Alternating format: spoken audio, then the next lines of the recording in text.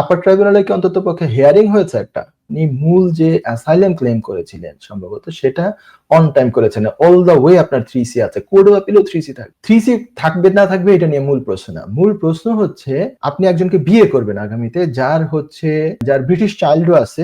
Appeal pending থাকা অবস্থায় এফএলআরএফপি application করলেন তাহলে আপনার 3C টা কি এফএলআরএফপির সাথেও কন্টিনিউ করতে পারবে কিনা? আনসার হচ্ছে নো। আমার আপার ট্রাইব্যুনাল পারমিশন অ্যাপ্লাই করছিলাম, রিফিউজ হয়েছে। এখন এই কোর্ট অফ আপিল অ্যাপ্লিকেশন করবো।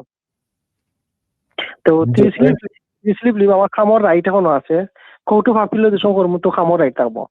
তা আমি যদি court of appeal application appeal করা থাকা সত্ত্বেও যদি আমি এফএলআর অ্যাপ্লিকেশন করি আমার হিউম্যান রাইটস ওর ওয়াইফ এবং আমার ব্রিটিশ চাইল্ড রোডে, আমার খামর পারমিশন কিটা থাকবো নি না? কোর্ট অফ আপিল ক্যান্সেল হয়ে গেলে খামর পারমিশন যাইব কি? কথা জানতাম স্যার আমাকে স্যার। আচ্ছা একটুখানি ওয়েট করেন। আপনার আপার ট্রাইব্যুনালে কি অন্ততপক্ষে হিয়ারিং হয়েছে একটা? এটুকু বলেন তো আমাকে। জি আপনার লোকে মাথাইছে স্যার, আমার গত এক সপ্তাহ আগে অ্যাপয়েন্টমেন্ট দিয়ে মারছিলাম। জি, আমি এরকম মনে করতেছি আমার। সেটা হচ্ছে যে আপার ট্রাইব্যুনালে অ্যাকচুয়ালি আপনি পারমিশন পেয়েছিলেন। হ্যাঁ? আপার ট্রাইব্যুনালে পারমিশন পাওয়ার পরে যেহেতু পারমিশন গ্রান্ট হয়েছে তাহলে আপার ট্রাইব্যুনালে এরর অফ ল হিয়ারিং হয়েছে। সেখানে আবার আপনি উইন করতে পারেন নাই। মানে কেসটা আপনার ফেভারে জানিয়ে ডিসমিস হয়েছে। এক্ষেত্রে এখন আবার আপনি কোর্ট অফ আপিলে যেতে পারেন। তবে কোর্ট অফ আপিলে যাওয়ার ক্ষেত্রে ১ম এ আপার ট্রাইব্যুনালে পারমিশন চাওয়া লাগে কোর্ট অফ আপিলে যাওয়ার জন্য।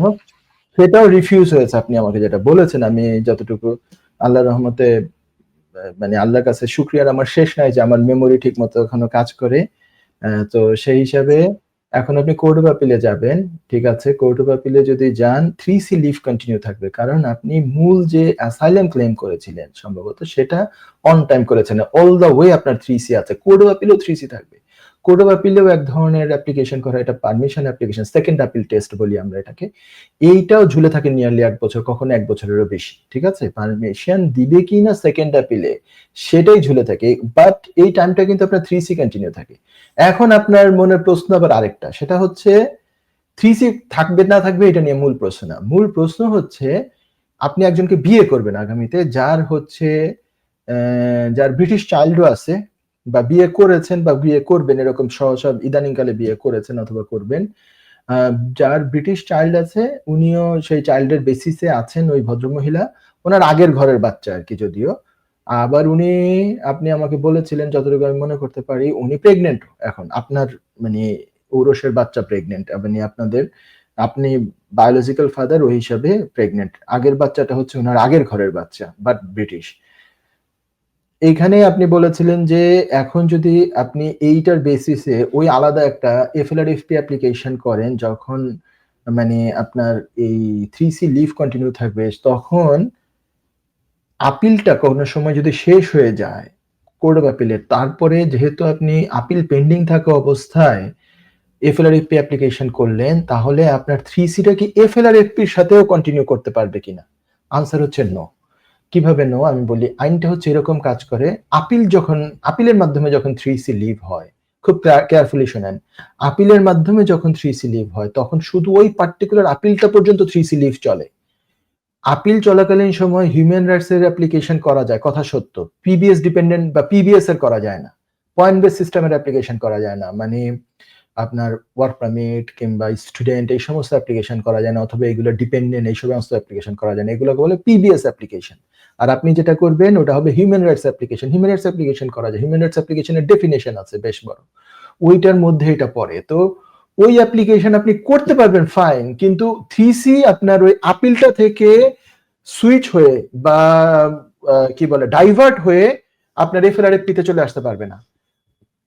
কোর্ট অফ আপিলের ম্যাটারটা যতদিন চলতে থাকবে, যদি পজিটিভ হয় তাহলে তারও আগে বাড়বে। যদি এক পর্যায়ে নেগেটিভ এসে যায়, পারমিশন গ্রান্ট না হয়, ধরে নেন আপনি আমাকে ইন্ডিকেশন যেটা দিচ্ছিলেন যেটা পারমিশন হয়তো গ্রান্ট হবে না কিন্তু এটা তো দীর্ঘ সময় পেন্ডিং থাকবে, তো 3C লিভের বেনিফিটটা আপনি এখানে পেতে থাকবেন। আমি বলবো যে এটাতে আপনার হবে না, 3C লিভ ওই কোর্ট অফ আপিলের ম্যাটার থেকে ডাইভার্ট হয়ে আপনার এফএলআরএফপি তে আসবে না। It doesn't work that way.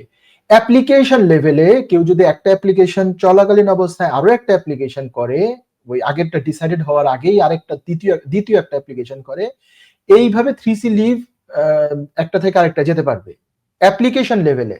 Appeal লেভেলে না, আপিল স্টেজে ওই প্রথম যে আপিলটা চলছে সেটা পর্যন্তই যাবে 3C লিভ।